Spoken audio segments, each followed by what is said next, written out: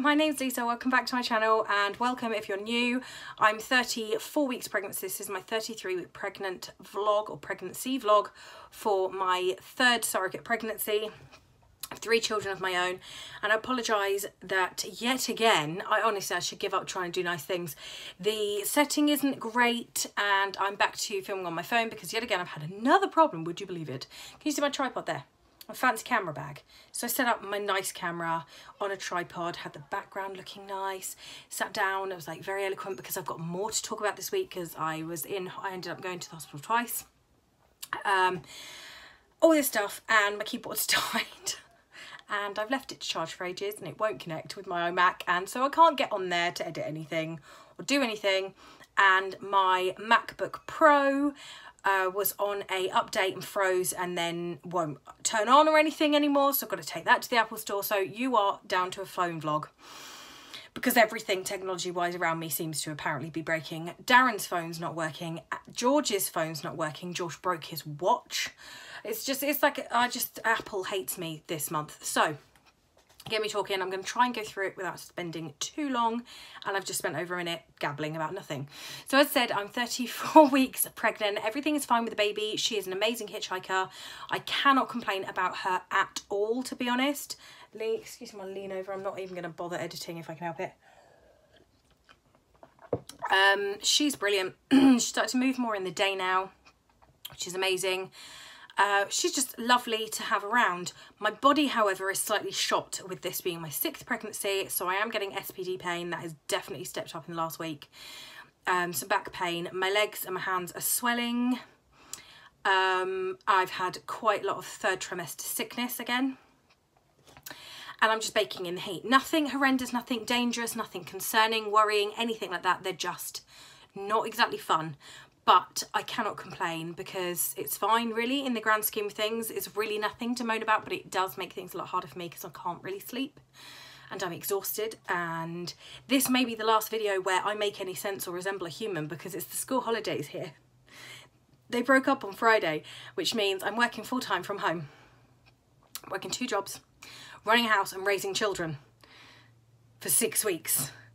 Pretty much solo.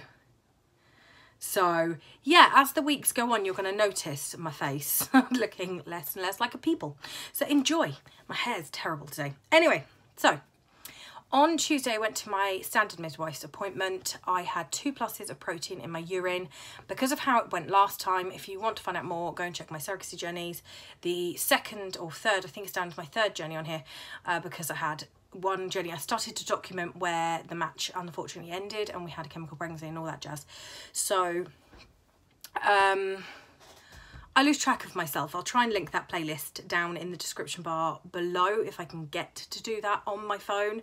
But obviously I'm limited to what I can do on my phone to some ways, and I can't get on a computer or a laptop. So apologies if it's a bit disorganised, more than usual, and it's pretty bad anyway. They sent me in to be safe because I ended up with preeclampsia at the end with that pregnancy and ended up being stuck in hospital for about 4 or 5 days having medication because my BP went incredibly high. Now my BP was fine, but with the 2 pluses of protein and the swelling I had, they decided it was sensible to send me directly into the day assessment unit to have further bloods taken.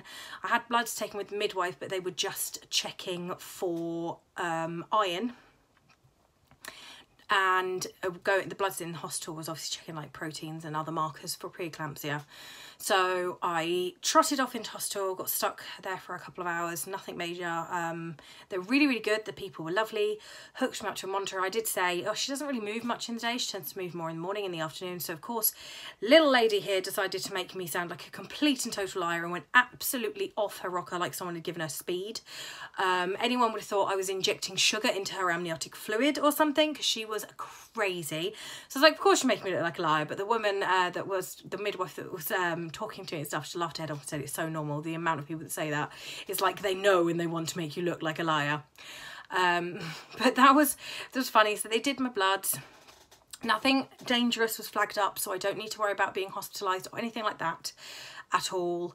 But to keep an eye on the swelling, and if I've got any concerns I do have to go back in, blah blah blah. It could be the start and it's not dangerous yet, who knows, but I doubt it. I think the preeclampsia was actually because it was IVF and I was allowed to go overdue, which is why it got so bad. I could be wrong, I am guessing here, but from research I read after that, there is a correlation between going overdue with IVF, because the placentas degrade sooner with an IVF pregnancy apparently, versus having preeclampsia. There seems to be a correlation. So how accurate that is, I don't know, because every medical theory can be debunked, but it makes sense to me. Lots of things make sense to me that don't make sense to other people though, so I'm not entirely sure if that's a comforting thing or not. Well, who knows? But yeah, I'm definitely starting to struggle more with everything, with the swelling and whatnot. It's definitely stepping up a gear. I've had to take my wedding rings off because my hands keep going. My feet and ankles are ridiculous, but they are nothing like they were last time. Like, it's ridiculous to me because they're definitely swelling up. Just looking at them, they are pretty puffy, but in comparison to what they were like last time, they are fine. Like, everything's fine. Then I had to go back for a growth scan the next day because my bump measurement was smaller, more in line with my scan measurements. She wanted to make sure it was fine. I knew it would be though, because as I'd mentioned in the other video, when she measured my fundal height last time, she was very far down my pubic bone, to the point I thought she was trying to cup my genitals a little bit. I know she wasn't really. So I pointed out this time, I said, look, you're really quite far down on my pubic bone. I sort of said it quite last time, but I didn't push it. But this time I was like, no, you are really far down. You want to come up a couple of centimetres. And she was like, well, where is the top? And I showed her, and of course I went from being 2 weeks ahead in growth wise to being the week I am. So she wanted to get that checked just in case, and I'm following the same. I'm about the 15th, 20th centile or something like that. I'm not sure, but between the 10th and the 50th centile on the growth things, following the same line, not a problem whatsoever. She's coming in at about £4.13 at the minute, is a guesstimated weight. So she's fine. All is good. It was quite fun being stuck in hospital for many hours and you have to pay an extortionate amount for parking, but as long as she's fine, then that's great. I'm hoping I don't have any more trips like that, because now I have 3 children at home, as I said, and it's slightly more impossible to go in with 3 children when one of them is needeth. Pray for me that nothing else goes wrong, because I cannot cope. So yeah, she's fine. Growth scan was fine. Bloods have been fine. I'm definitely struggling with the pain and the heat and all the little bits like that, but nothing more than you would expect at this point. I've gotten to the point now where I feel very, very full, so I'm very breathless. Doing anything physical leads to me panting almost, because there is like no space left in me. I just feel so full. My ribs are starting to hurt and my back hurts from where there's just so much baby and fluid and everything in there. I literally feel like my organs are being slightly crushed. But that's very, very normal for me, and at 34 weeks pregnant, I don't think that's, you know, anything out of the ordinary, but you forget what it feels like.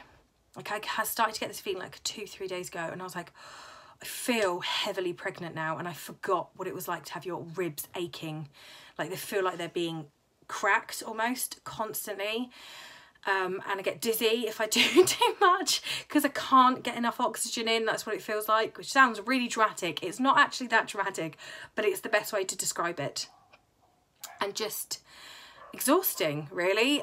Just functioning is quite hard, but she's so good. She's so good.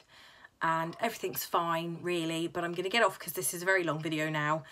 But hopefully there will be a video of like Edith's birthday and stuff, and the baby shower that this one had yesterday. It was a surprise, so I hadn't mentioned it because my IFs didn't know it was happening. And I can't even remember, there was some other stuff and some footage I need to send people, and hopefully my iMac will actually work tomorrow, or my MacBook, or any of the technology in this house. Come on, Apple, step it up. All your crap keeps breaking on me. It's not cool. It's expensive stuff, you know? Sort it out. Right, I'm going to love you and leave you, and I will see you next Sunday for next Sunday. Surrogacy Sunday update, and I hope you all have a wonderful, wonderful week and enjoy the ridiculous, sweaty, slightly gross heat wave. Bye.